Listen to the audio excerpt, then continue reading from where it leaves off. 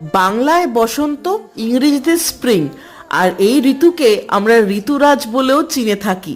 এই ঋতুটার চারিত্রিক বৈশিষ্ট্য হচ্ছে ঠান্ডা ঠান্ডা হাওয়া আর প্রেমের নতুন বার্তা নিয়ে আসে। রবি ঠাকুরের কথায় ফাগুন হাওয়ায় হাওয়ায় আমার তো খুব প্রিয় গান। আর এই ঋতুতেই পড়ে হোলি।